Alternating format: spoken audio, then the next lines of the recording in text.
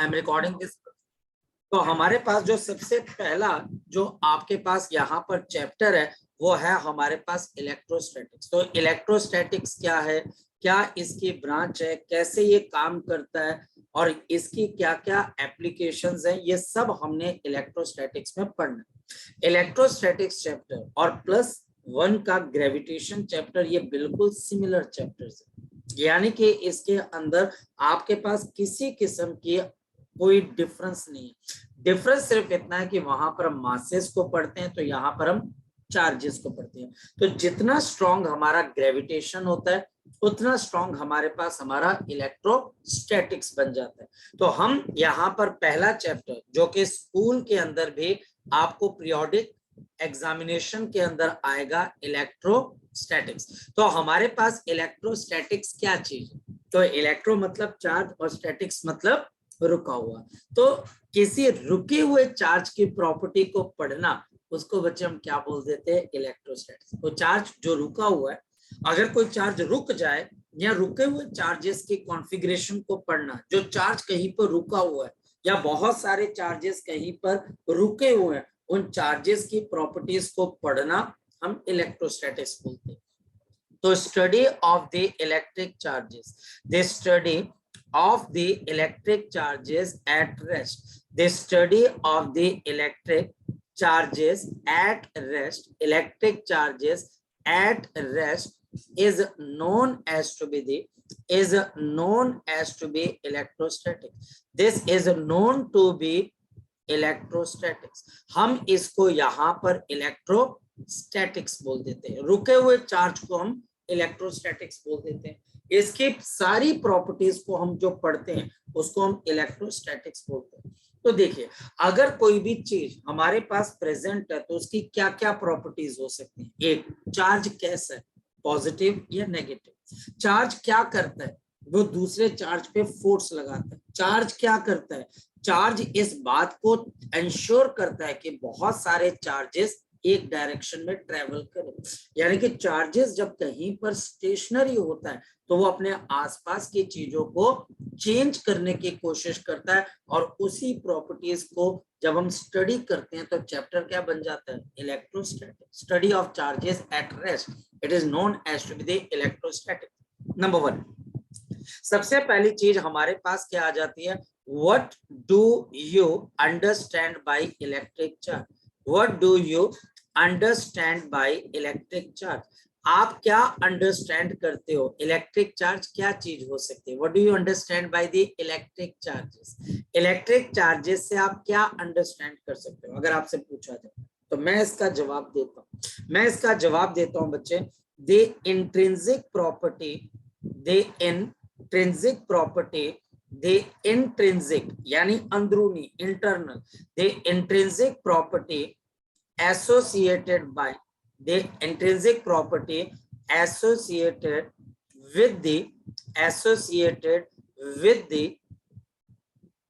the elementary particles, the elementary particles of the atom, elementary particles of the atom, elementary particles of the atom is called electric charge. Electric charge कोई particle नहीं है, electric charge एक property है। दे elementary particles कौन कौन से होते हैं, इलेक्ट्रॉन्स और प्रोटॉन्स।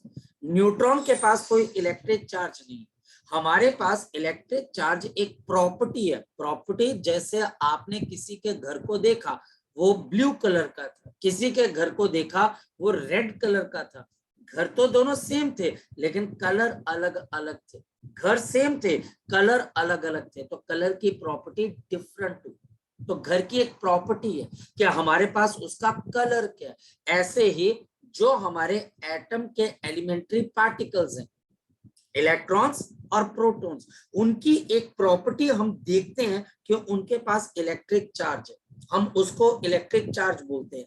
और कौन कौन सी प्रॉपर्टी प्रोटॉन के पास हो सकती है, उसका मास भी तो हो सकता है। अगर हम देखें तो इलेक्ट्रॉन के पास मास है, इलेक्ट्रॉन के पास चार्ज है, तो इसका मतलब उसके पास दो ऐसी क्वालिटीज हैं दो ऐसी प्रॉपर्टीज हैं जो नेचर ने उनको दी है बच्चे। ऐसी प्रोटॉन के पास मास है और प्रोटॉन के पास एक चार्ज है, हम बोलते हैं उसके पास एक्स्ट्रा कोई एक प्रॉपर्टी है जिसका नाम हमने क्या रख दिया, electric charge. The intrinsic property associated with the elementary particles of the atoms is called the electric charge. Next one, इसका मतलब क्या हो गया बच्चे, the electron, जो हमारे पास इलेक्ट्रॉन है, the electron जो कि elementary particle है, is said to have negative charge of, is said to have the negative charge of, it's said to have the negative charge of minus 1.6 into 10 raised to power minus 19 coulomb. minus 1.6 into 10 raised to power minus 19 coulomb. Electron के पास इतना negative charge present है। Next one, the proton, जो हमारे पास proton है, the proton is said to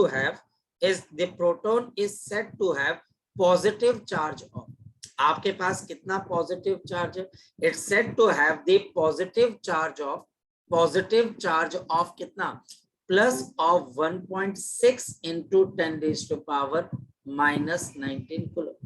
in charges को measure करके आपको दिया जाता है। ये हमारे पास एक एक्सपेरिमेंट है जिससे पता लगता है कि किसी भी एलिमेंट्री पार्टिकल के पास कितना चार्ज है। इंपॉर्टेंट बात क्या है बच्चे, the smallest unit या smallest charge in the universe, the smallest charge in the universe is the charge on the electron or the proton. It is the charge on the electron and the proton. यानी कि दुनिया में सबसे छोटा charge किसके पास है, वो हमारे पास या तो इलेक्ट्रॉन पे है जो कि नेगेटिव है, और या फिर प्रोटॉन पे है जो कि हमारे पास पॉजिटिव है। न्यूट्रॉन का क्या कह सकते हो, क्या न्यूट्रॉन के पास कोई चार्ज होता है, तो आपका आंसर होगा नहीं। हमारे पास यहाँ पर एक और इंटरेस्टिंग चीज आ जाती है, और वो हमारे पास क्या आ जाती है, द न्यूट्रॉन, जो हमारे पास न्यूट्रॉन है, is said to possess zero charge, हम ये कहते हैं कि उसके पास क्या होता है, जीरो चार्ज, उसके पास किसी किस्म का कोई इलेक्ट्रिक चार्ज नहीं।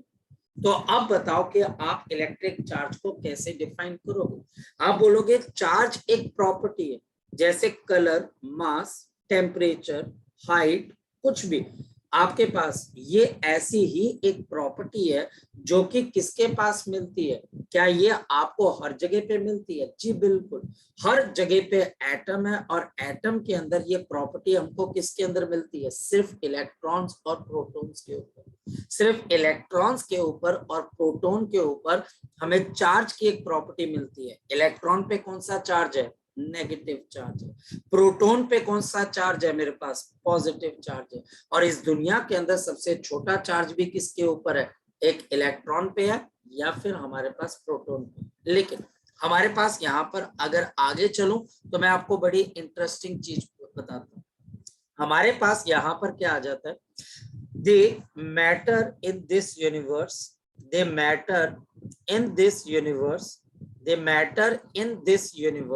इस पूरे यूनिवर्स के अंदर जो हमारे पास मैटर है, the matter in this universe is completely neutral. This is completely, आपके पास यहाँ पर क्या आ जाता है, न्यूट्रल आ जाता है। ऐसा क्यों? The matter in this universe is completely neutral, और रीजन हमारे पास क्या है, इसका रीजन है बिकॉज द एटम, जो हमारे पास एटम है, the atom possess equal number of protons and neutrons, equal number of the protons and the electrons, equal number of the protons and the electrons। इसको हम समझने की कोशिश करते हैं। सपोज कि मैं यहाँ पर कोई एक पर्टिकुलर आपके पास एटम को ले लेता हूँ। इस एटम का जो न्यूक्लियस है मान लिया जाए कि इसके अंदर मेरे पास 2 प्रोटॉन्स हैं, मेरे पास यहाँ पर 2 प्रोटॉन्स हैं, और मान लेते कि मेरे पास यहाँ पर 2 ही न्यूट्रॉन है, और हमारे पास यहाँ पर 2 इलेक्ट्रॉन इस एटम के अंदर आपके न्यूक्लियस के आसपास क्या करते रहते हैं, जल्दी बताओ, रिवॉल्व करते रहते हैं। अब हमारे पास इस एटम के ऊपर नेट चार्ज कितने के बराबर है? Net charge on this atom, शाबाश बताओ, net charge on this atom, net charge on this, तो ये 0 हो जाएगा। Net charge on this atom is 0। Why? मेरे पास 2 इलेक्ट्रॉन के पास नेगेटिव चार्ज है, ये हमारे पास नेगेटिव चार्ज है, और 2 प्रोटॉन्स के पास पॉजिटिव चार्ज है, और ये पॉजिटिव चार्ज है, क्योंकि इन दोनों के पास इक्वल चार्ज होता है। The charge on the electron and the proton is equal but opposite. तो अगर मैं इनको ऐड कर दूंगा तो मेरे पास ये दोनों एक दूसरे से कैंसिल होके नेट चार्ज किसके बराबर आ जाएगा? 0। तो इस वजह से हमारे पास ये एटम आपके पास क्या बन जाता है? न्यूट्रल बन जाता है। The atom is completely neutral, और इस वजह से हमें अपने आसपास कोई चार्ज नजर नहीं आता। हमको कोई चार्ज तब नजर आएगा जब या तो इलेक्ट्रॉन्स का नंबर ज्यादा हो या इलेक्ट्रॉन्स का नंबर कम हो। अदरवाइज, मैंने ये पेन उठाया हुआ, इस पेन के अंदर जितने इलेक्ट्रॉन्स हैं हमारे पास उतने ही प्रोटॉन्स हैं। मैंने यहाँ पर बच्चे ये सैनिटाइजर की बोतल को उठाया, इसमें जितने इलेक्ट्रॉन्स है उतने प्रोटॉन्स है। मैं पानी पीता हूँ, पानी के एक एटम के अंदर 10 इलेक्ट्रॉन, पानी के एक मॉलिक्यूल में, not atom, sorry for my words, पानी के हमारे पास यहाँ पर एक मॉलिक्यूल के अंदर 10 इलेक्ट्रॉन होते हैं, और 10 ही क्या होते हैं? प्रोटॉन्स। तो नेट चार्ज पानी के ऊपर एक मॉलिक्यूल में क्या है? 0। तो नेट चार्ज हर जगह पे 0 चार्ज है, पर नेट चार्ज हमेशा क्या बच्चे? 0 होता है। और अब हमारे पास यहाँ पर नेक्स्ट पॉइंट क्या आ जाता है बच्चे? क्या हमारे पास यहाँ पर चार्ज्ड बॉडीज कैसे बनती हैं? So therefore the charge is seen on the charged body. The charge is seen on the charged body. Seen on the charged bodies. मेरे पास जहां पर भी चार्ज बॉडीज रहती है, जहां पर भी मेरे पास चार्ज बॉडीज रहती हैं, वहां पर मुझे चार्ज नजर आता है। जहां पर भी मेरे पास चार्ज बॉडीज होती हैं, मुझे वहां पर चार्ज नजर आता है। कैसे? मैं समझाता हूँ। मेरे पास जितनी भी बॉडीज प्रेजेंट हैं, उनके अंदर आपके पास जितने इलेक्ट्रॉन्स होते हैं उतने ही आपके पास प्रोटॉन्स होते हैं। जितनी भी आप बॉडीज उठा लीजिए, बड़े से बड़ा एलिमेंट, छोटे से छोटा एलिमेंट, जितने इलेक्ट्रॉन्स होते हैं हमारे पास उतने ही उनमें प्रोटॉन्स होते हैं। लेकिन अगर किसी भी बॉडी में इलेक्ट्रॉन्स का नंबर बढ़ जाए, इलेक्ट्रॉन्स का नंबर आपके पास बढ़ जाए और प्रोटॉन्स का नंबर कम हो जाए, या फिर मेरे पास कोई एक ऐसी बॉडी आ जाए जिसमें इलेक्ट्रॉन्स का नंबर कम है और प्रोटॉन्स का ज्यादा है, तो बताओ क्या हो जाएगा? हमारे पास जहां पर इलेक्ट्रॉन्स का नंबर प्रोटॉन के बराबर है, उस बॉडी को हम यहाँ पर क्या बोल देते हैं? शाबाश बता दो, न्यूट्रल। जहां पर इलेक्ट्रॉन नेगेटिव चार्ज बढ़ने लग जाए और हमारे पास यहाँ पर प्रोटॉन्स का नंबर कम होने लग जाए, तो हमारे पास यहाँ पर ये बॉडी क्या बन जाती है? Negatively charge. और अगर मेरे पास कहीं पर इलेक्ट्रॉन्स का नंबर कम होने लग जाए और प्रोटॉन्स का ज्यादा, तो ये बॉडी हमारे पास पॉजिटिवली चार्ज। एक्चुअल में हमें चार्ज्ड बॉडीज नजर आती है। क्या ये चार्ज बॉडीज हमने कहीं देखी है? क्या मैं इनको बना सकता हूँ? क्या ये मैं देखता हूँ? बिल्कुल, ये चार्ज बॉडीज हमारे सामने तैयार होती हैं। मैं अपना मोबाइल फोन लेता हूँ और मैं अपने मोबाइल फोन को यहाँ पर एक कपड़े से बहुत अच्छे से इसकी स्क्रीन को साफ कर देता हूँ। जब मैं बहुत ज्यादा इसको यहाँ पर साफ करता हूँ तो थोड़ी देर के बाद में देखता हूँ तो इसके ऊपर डस्ट पार्टिकल चिपकने लग जाते हैं। भाई क्यों? क्योंकि मैंने इसको रब करके इसमें से इलेक्ट्रॉन्स को टीयर ऑफ कर लिया, इलेक्ट्रॉन्स को निकाल दिया, तो ये स्क्रीन हो जाती है पॉजिटिवली चार्ज और ये आसपास की चीजों को अट्रैक्ट करना स्टार्ट कर देती है। ये बिल्कुल रियलिटी है। यानी कि आपने छोटे होते हुए एक एक्सपेरिमेंट तो किया होगा, एक प्लास्टिक का स्केल लिया, उसको ड्राई हेयर के अंदर रब किया तो वो प्लास्टिक का स्केल क्या हो जाता है, हमारे पास चार्ज हो जाता है। और फिर अपने आसपास की छोटी छोटी जितनी भी कागज की चीजें वो क्या करने लग जाता है बच्चे, खींचने लग जाते हैं, अट्रैक्ट करने लग जाते हैं। तो मैंने उसके अंदर इलेक्ट्रॉन्स की डेफिशिएंसी प्रोड्यूस कर दी। पहला कॉन्सेप्ट बच्चे याद रखना, पहला कॉन्सेप्ट। और पहला कॉन्सेप्ट है बच्चे हमारे पास, पहला कॉन्सेप्ट आपके पास क्या आ जाता है, a charged body is made, a charged body is made, a charged body is made।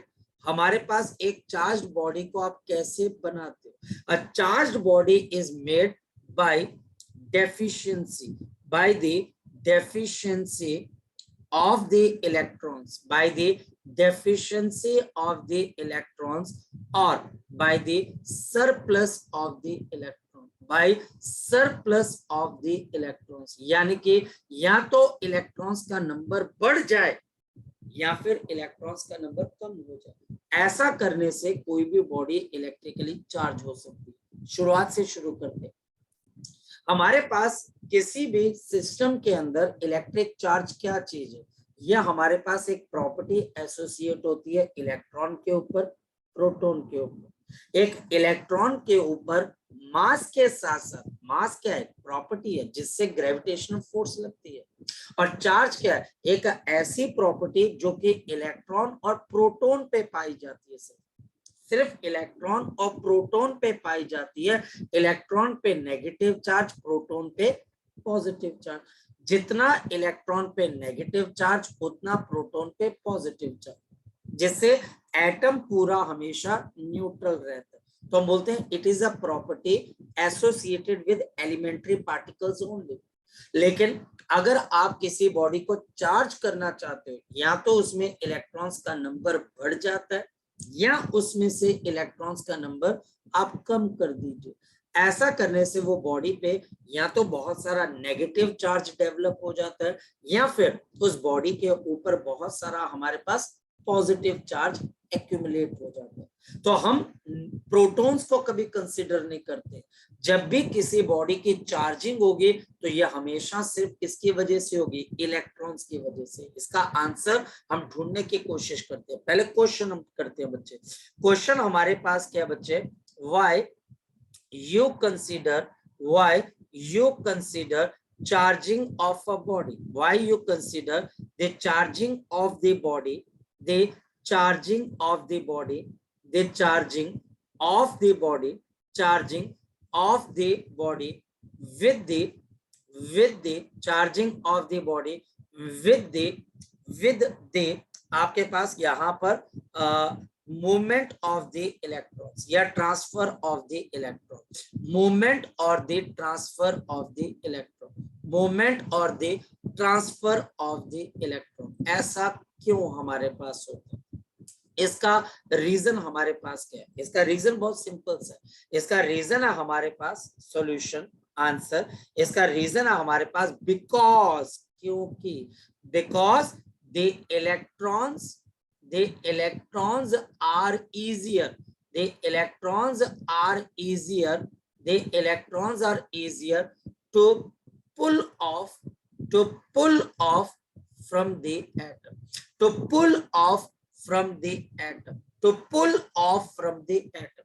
हमारे पास अगर मैं किसी एटम को देखता हूं तो इलेक्ट्रॉन बाहर की तरफ को होते हैं और प्रोटॉन्स बिल्कुल सेंटर पे होते हैं। तो प्रोटॉन्स को निकालना ज्यादा इजी है कि इलेक्ट्रॉन्स को। तो प्रोटॉन्स को निकालना मुश्किल है क्योंकि वो अंदर की तरफ है, लेकिन इलेक्ट्रॉन्स को निकालना बहुत इजी है क्योंकि बड़े आराम से वो किसी भी तरीके से बाहर निकल सकते हैं।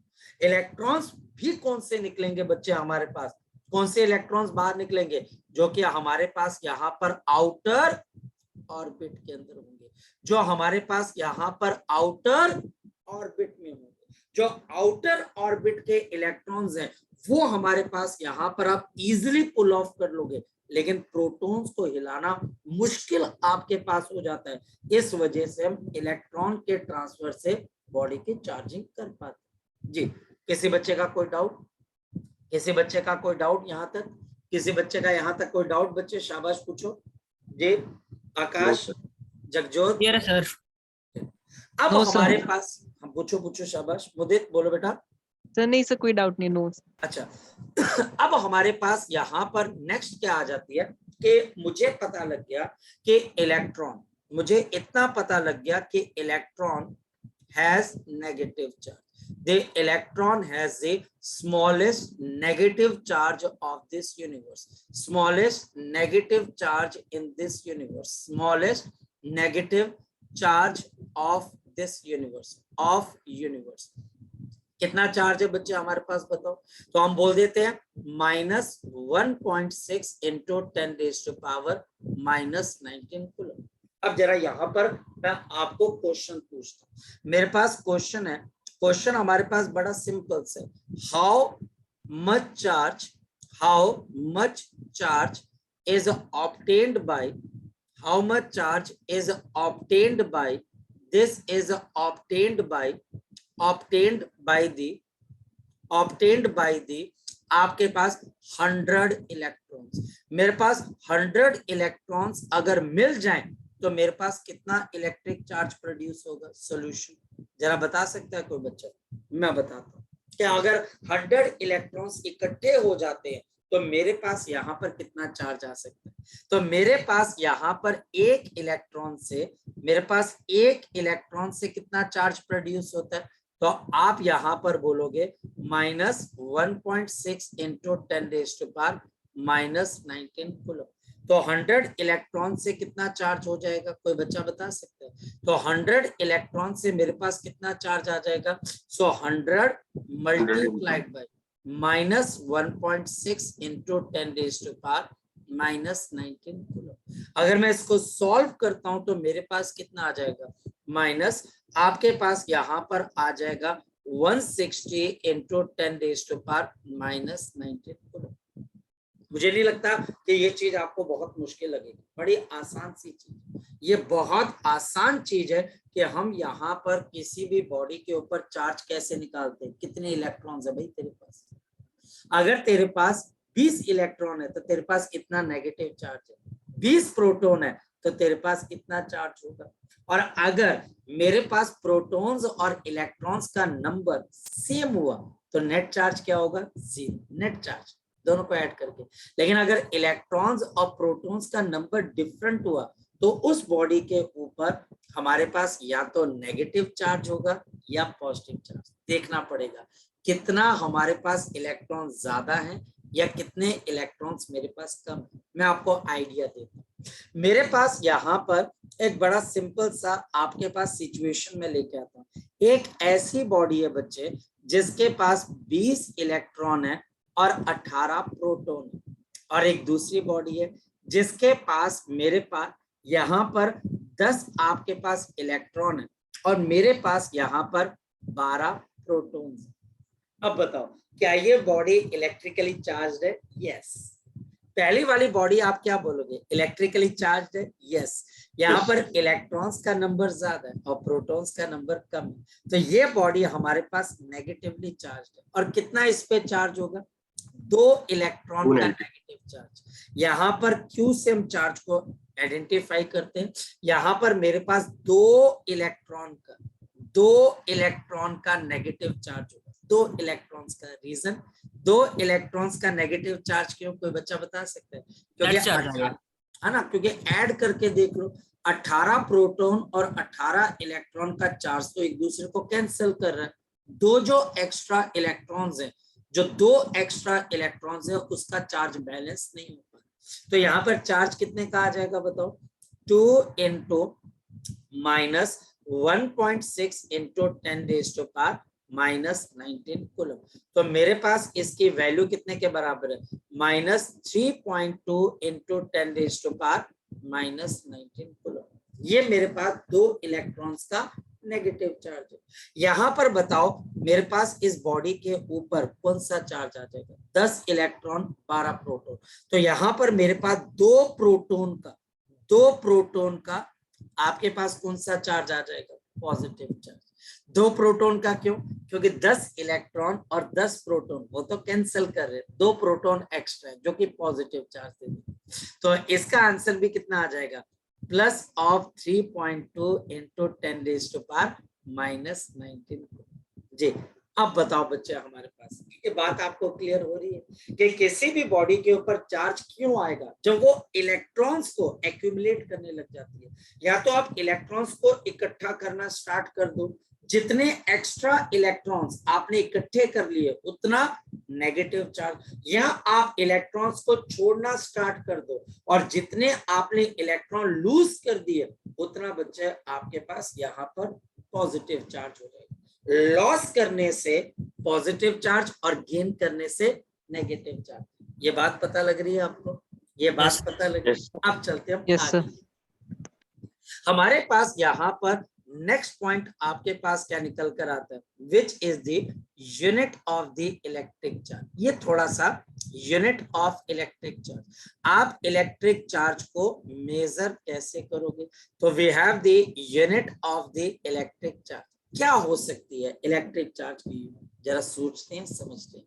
तो हमारे पास यहाँ पर SI यूनिट, मेरे पास इसकी जो SI यूनिट है बच्चे, the SI unit of the electric charges, आपकी SI यूनिट इलेक्ट्रिक चार्ज की क्या बच्चे? Now this is the coulomb. इसको आप कैपिटल C से डिनोट करते हो और ये बच्चे हमारे पास कूलम। हम इसको कैपिटल C से डिनोट कर देते हैं, ये हमारे पास कूलम SI यूनिट। हमारे पास यहाँ पर इसकी CGS यूनिट भी है और CGS यूनिट भी हमारे पास यहाँ पर क्या आ जाती है? Electrostatic unit.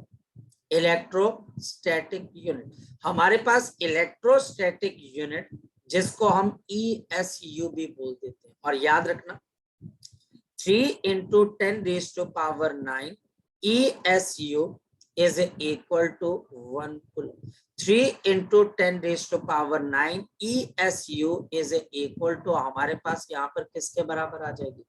1 कूलम के बराबर आ जाएगी। ये हमारे पास 1 कूलम के बराबर आ जाएगी।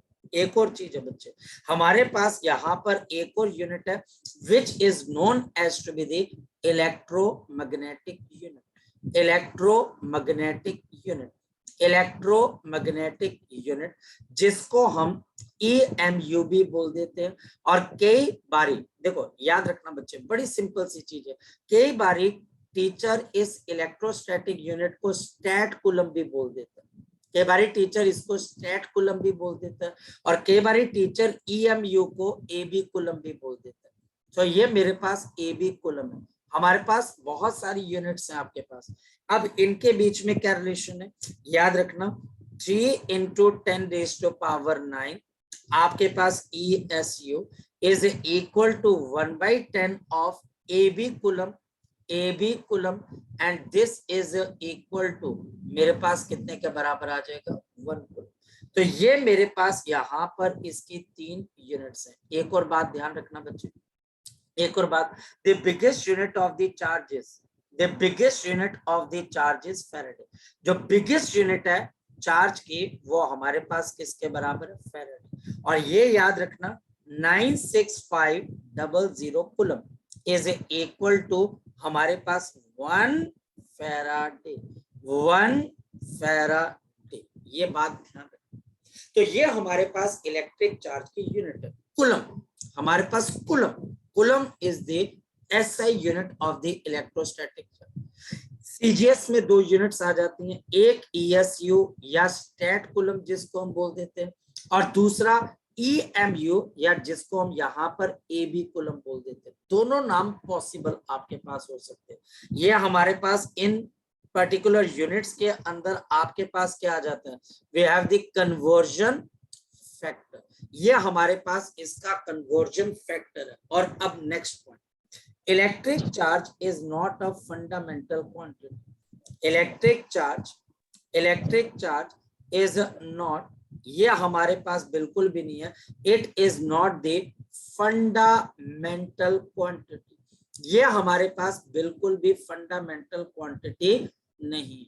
This is not the fundamental quantity, ये हमारे पास फंडामेंटल क्वांटिटी नहीं है, ये डिराइव्ड क्वांटिटी, ये हमारे पास डिराइव्ड क्वांटिटी है। इस बात को ध्यान में रखना, ये फंडामेंटल नहीं है। और इस वजह से अगर मैं आपको डायमेंशन ऑफ द चार्ज बोलूं what is the dimension of the charge?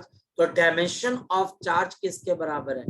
m0 l0 और यहाँ पर t टाइम और a हमारे पास किसकी यूनिट है? करंट की।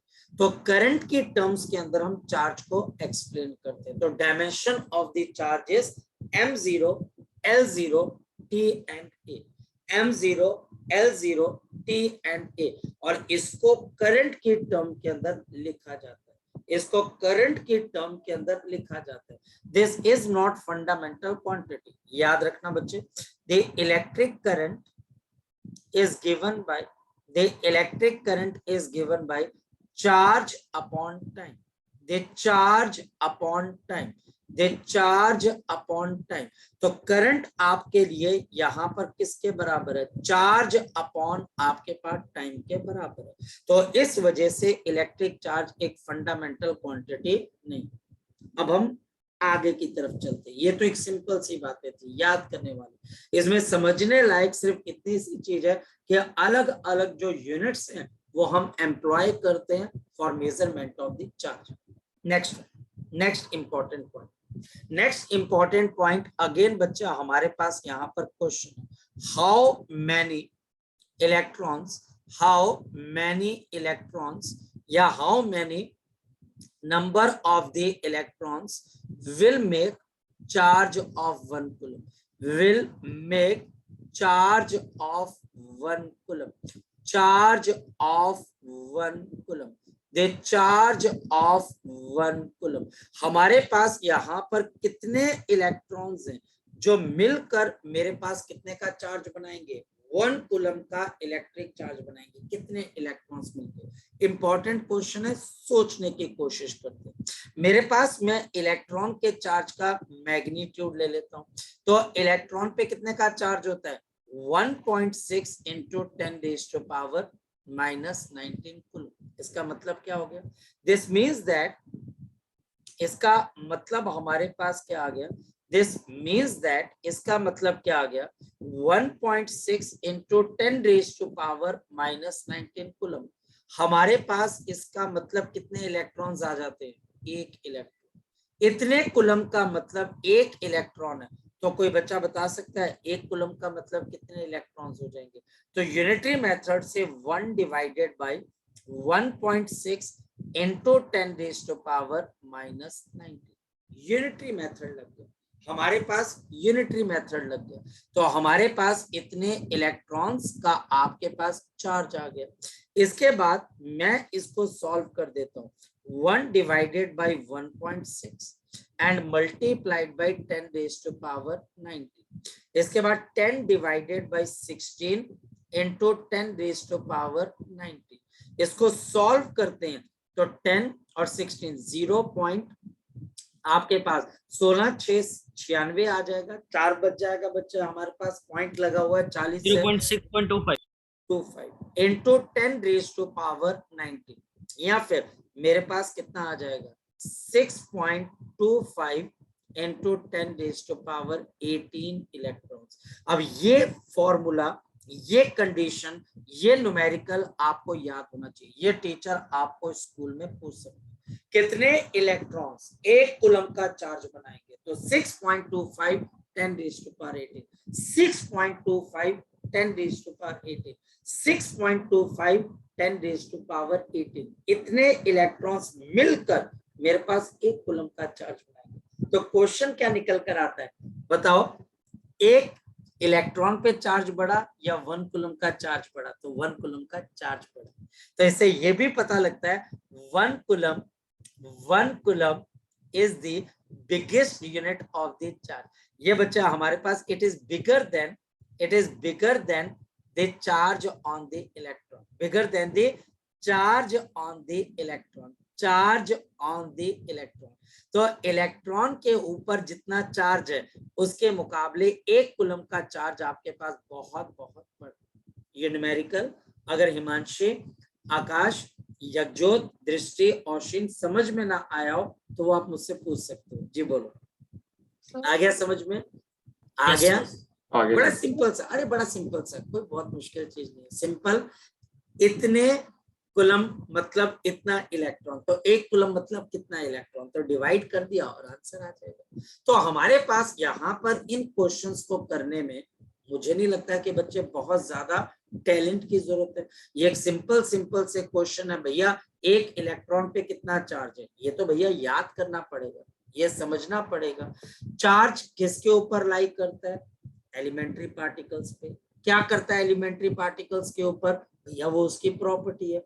फिर वो हमको नजर क्यों नहीं आती, क्योंकि जितने इलेक्ट्रॉन्स है उतने प्रोटॉन्स है, तो वो छुप जाता है। एक पॉजिटिव का चार्ज दूसरे नेगेटिव के चार्ज को कैंसिल कर देता है, तो नजर नहीं आता है। अगर आप इनके नंबर को डिसबैलेंस कर दें तो आपको नेगेटिव या पॉजिटिव चार्ज नजर आता है। तो किसकी वजह से आपको चार्ज नजर आता है, तो आप बोलोगे या तो इलेक्ट्रॉन्स का नंबर, या तो इलेक्ट्रॉन्स का नंबर हमारे पास बढ़ जाए या कम हो जाए। फिर हमने पढ़ा कि आपके एसआई यूनिट जो है वो कूलम है, ESU है, EMU है, ए भी कूलम है, फैराडे है। ये सारी छोटी छोटी चीजें हमारे पास हमें याद होनी चाहिए। अब चलते हैं आगे की तरफ। अब मैं यहाँ पर जो डिस्कस करने वाला हूँ वो हमारे पास क्या है, चार्जिंग ऑफ द बॉडी। तो हम यहाँ पर डिस्कस करने वाले बच्चे, we have the charging of the body, charging of the body. तो हम डिस्कस करने वाले बच्चे चार्जिंग ऑफ द बॉडी, किसी भी बॉडी को चार्ज कैसे किया जाए। तो इसके तीन हमारे पास प्रिलिमिनरी मेथड्स है, तीन बहुत बेसिक से मेथड है। पहला बच्चा हमारे पास क्या आ जाता है, method of the friction, the method of the friction, method of the friction. यानी कि फ्रिक्शन का मतलब हमारे पास क्या आ जाता है, इफ वी रब two different bodies, if we rub two different bodies, अगर मैं दो different bodies को आपस के अंदर रब करता हूं बच्चे, बिल्कुल अलग अलग bodies होनी चाहिए, then due to frictional force, due to the frictional force हमारे पास फ्रिक्शनल फोर्स से क्या हो जाएगा, some electrons are teared away, some electrons are teared away, यानी कि उनको टीयर अवे कर दिया जाता है। these are teared away from the one of the body, एक बॉडी में से इलेक्ट्रॉन्स को टीयर ऑफ कर दिया जाता है, एंड they are deposited, और ये डिपॉजिट हो जाती है बच्चा हमारे पास on other body, on the other body। तो हमारे पास यहाँ पर क्या आ गया, मेरे पास यहाँ पर दो डिफरेंट बॉडीज, सपोज कि मेरे पास ये बॉडी ए आ गई और इसको हम किसी दूसरी बॉडी के साथ रब कर रहे हैं। ये बॉडी मेरे पास ए है और ये बॉडी मेरे पास बी। अब ये ए बॉडी और बी बॉडी को जब हम आपस में रब करेंगे तो हो सकता है कि ए में से कुछ इलेक्ट्रॉन निकलकर बी के अंदर एंटर कर जाए, कुछ इलेक्ट्रॉन ए से निकलकर बी के अंदर एंटर कर जाए, हो सकता है, पॉसिबल है। और हमारे पास क्योंकि ए बॉडी इलेक्ट्रॉन को लूज कर रही है, ये ए बॉडी इलेक्ट्रॉन को लूज कर रही है, और बी बॉडी इलेक्ट्रॉन को हमारे पास क्या कर रही है, शाबाश बता दो, गेन कर रही है। एक बॉडी इलेक्ट्रॉन को लूज कर रही है और दूसरी गेन कर रही है। जो बॉडी इलेक्ट्रॉन को लूज कर रही है वो बॉडी आपके पास क्या बन जाएगी, पॉजिटिवली चार्ज, और जो गेन कर गई, जिस पे डिपॉजिट हो गए, वो हमारे पास बॉडी क्या बन गई, नेगेटिवली चार्ज। फ्रिक्शन, यानी कि फ्रिक्शन से हमने ऐसे दो चीजों को रब किया तो एक बॉडी चार्ज को गेन कर जाती है और दूसरी लूज कर जाती है, और ऐसा करने से हमारे पास यहाँ पर फ्रिक्शन से एक बॉडी दूसरी बॉडी को अपने इलेक्ट्रॉन लूज कर जाती है। जिसने गेन किया नेगेटिवली चार्ज, जिसने लूज किया वो हमारे पास क्या आ गया, पॉजिटिवली चार्ज। अब एक बात बताओ, घर के अंदर जब कोई बर्तन सब्जी बनती है, कई बार सब्जी नीचे लग जाती है, तो बच्चा हमारे पास हमारी मम्मी क्या करती है, एक लोहे का आपके पास क्या होता है, डिश वॉशर होता है, कभी आपने देखा होगा, और डिश वॉशर लोहे का होता है, उस लोहे के डिश वॉशर के ऊपर थोड़ा सा डिश वाला सॉल्यूशन लगाकर जब वो रब करते हैं तो वहां पर जो सब्जी लगी हुई होती है वो सब्जी उस कढ़ाई में से निकलकर किसके साथ चिपक जाती है, उस लोहे के डिश वॉशर के साथ होता है। जब आप सुबह दांत ब्रश करते हो तो आपके दांत के अंदर जो चीज फंसी होती है वो रगड़ के किसके पास आ जाती है, ब्रश के अंदर आ जाती है ना। मेरे हाथ, जब मैं शाम को क्लास लेके आता हूँ तो मेरे हाथ में क्या होता है, मार्कर की इंक लगी हुई होती है।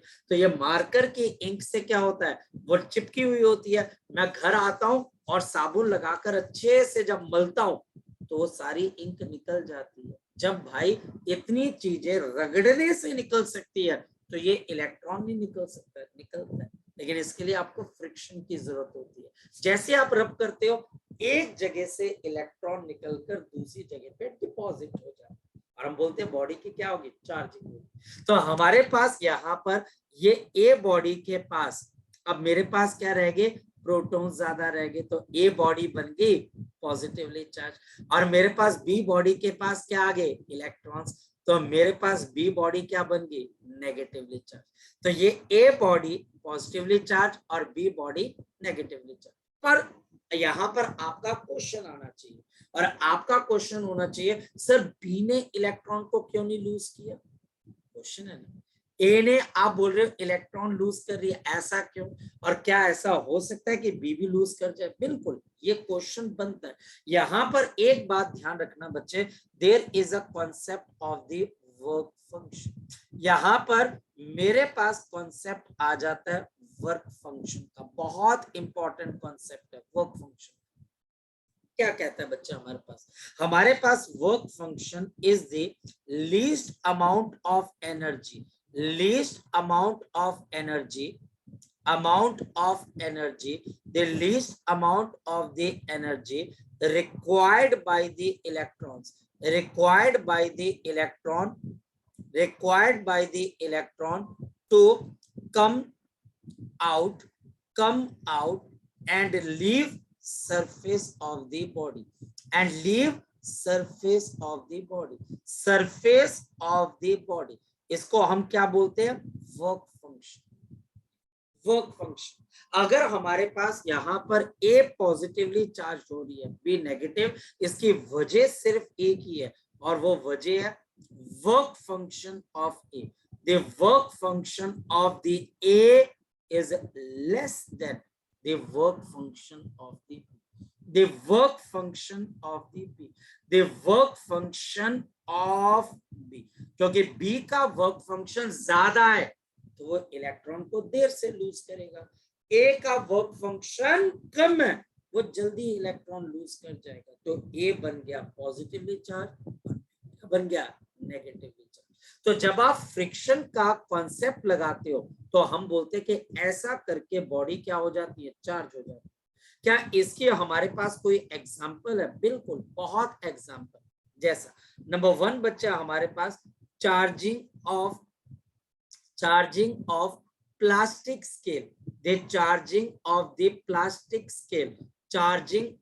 प्लास्टिक स्केल, और इवन बैलून, और इवन बच्चा हमारे पास balloon, even balloon by rubbing on dry hair, on rubbing with dry hair, rubbing with the dry hair करके देखना। अगर आप ड्राई हेयर से अगर बैलून या प्लास्टिक के जो आपका स्केल होता है उसको रब करते हो तो उसमें चार्ज डेवलप हो जाता है और इतना चार्ज डेवलप हो जाता है बच्चे कि वो कागज के टुकड़ों को खींच सकता है और जो आपका बैलून है वो दीवार पे चिपक सकता है क्योंकि वो चार्ज हो जाता है। करके देखिए, ये एक पहला केस है। सेकंड बच्चा हमारे पास यहाँ पर फ्रिक्शन से बच्चा हमारे पास क्या आ जाती है, याद रखना बच्चे, इंपॉर्टेंट है हमारे पास, दे ट्रक कैरिंग इनफ्लेमेबल, आपके पास इनफ्लेमेबल, दे ट्रक कैरिंग इनफ्लेमेबल, आपके पास मटेरियल, इनफ्लेमेबल लिक्विड या मटेरियल कैरीज लॉन्ग चेन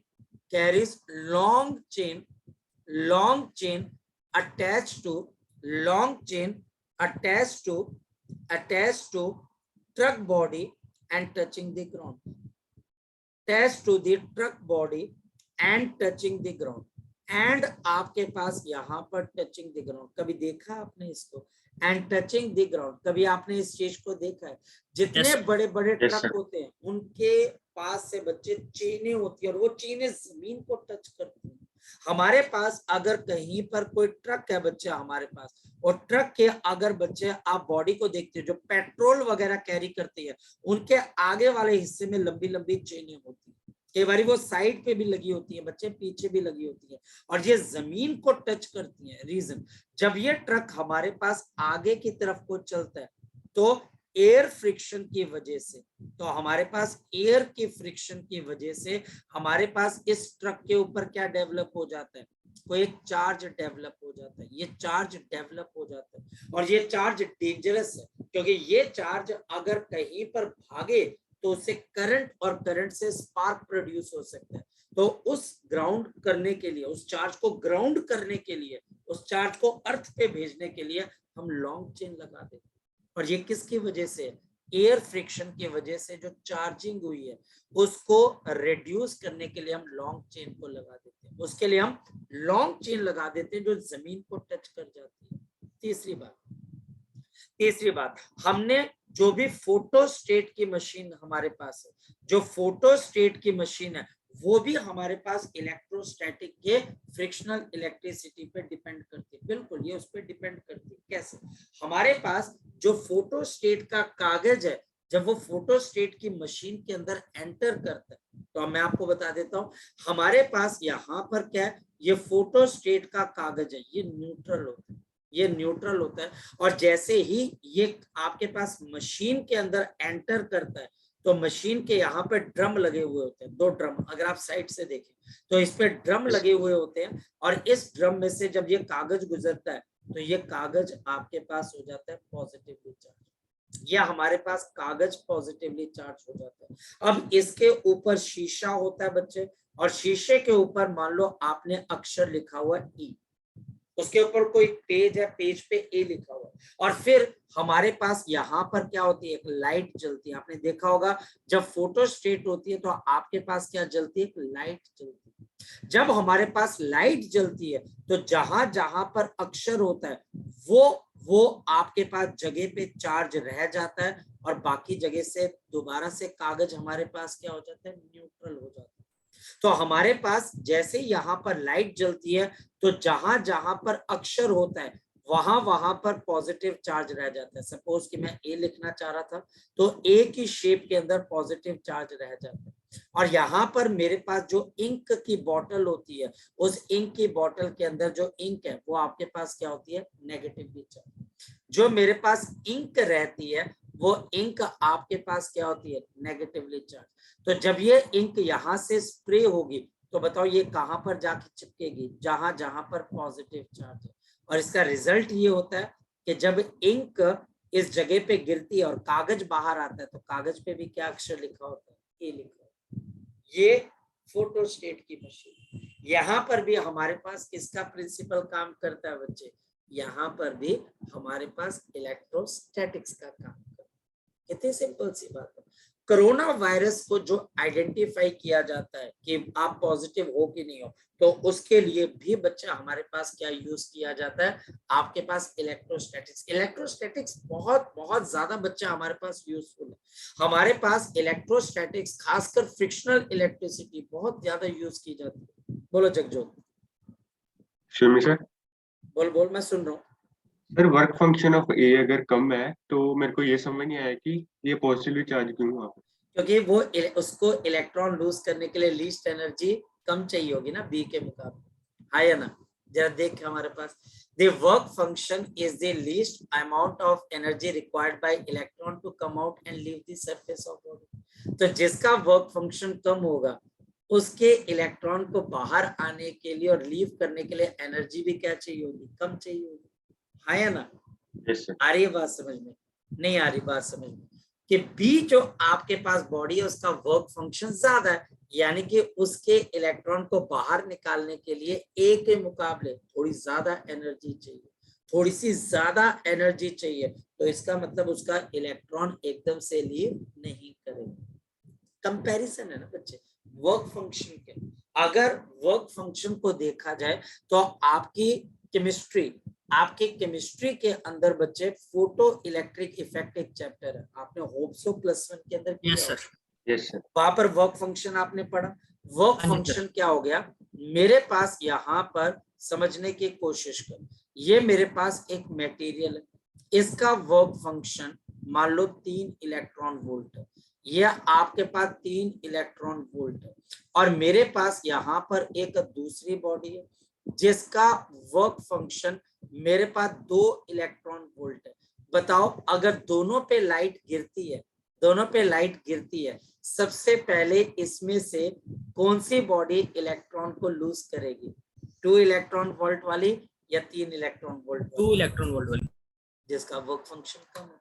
मैं ए और बी को रब कर रहा हूँ, ए का वर्क फंक्शन छोटा है और बी का बड़ा है, तो जैसे मैं इन दोनों को रब करूंगा तो क्या होगा, ए का वर्क फंक्शन छोटा, वो इलेक्ट्रॉन को जल्दी छोड़ देगा और बी उसको पकड़ लेगा। आ रही है जगजोत बात समझ में? नहीं आ रही? आगे कुछ दिमाग में गई बात? तो ये एक सिंपल सी बात है वर्क फंक्शन। सर मतलब वो ट्रक वाले केस में ट्रक का वर्क फंक्शन कम है, आप कह सकते हो बच्चे, और ये ऐसा नहीं होता कि आपने थोड़ा सा ट्रक चलाया, आपकी ये ट्रक बड़ी लॉन्ग डिस्टेंस कवर करते हैं बच्चे, और इनफैक्ट बच्चे अभी आने वाले दिनों के अंदर आपकी हवा ड्राई होने लग जाएगी। जब आपकी हवा ड्राई हो जाएगी तो अगर आप अपनी कार भी चलाओगे, तो अगर आप अपनी कार को चलाकर थोड़ी देर रुक के कार की बॉडी को टच करोगे तो आपको झटका लगेगा, कभी ना कभी लगा भी होगा। Yes sir. वो क्यों लगता है बच्चा हमारे पास? क्योंकि हवा से भी हमारी बॉडी के अंदर चार्जिंग हो जाती है। क्या मेरी चार्जिंग होती है, लेकिन प्रॉब्लम ये है कि हमारी चार्जिंग के साथ साथ डिस्चार्जिंग भी होती रहती है, इस वजह से हमें कभी झटका लगता नहीं है। कई बार होता है ना, हम कपड़े पहनते हैं, कपड़े उतारते हैं, किसी बंदे को हाथ लगाते हैं, चटैक करके आवाज आती है, तो क्यों? फ्रिक्शन की वजह से हमारी बॉडी के अंदर चार्जिंग हो जाती है। ठीक, चलिए। सो जगजोत, आपका डाउट क्लियर हो गया बच्चे? Yes sir. चलो, सो अभी के लिए बच्चे हम इतना ही करते हैं, इसको रिवाइज करिएगा, बाकी चीजें अब हम कल डिस्कस करते हैं। Okay, bye bye, take care.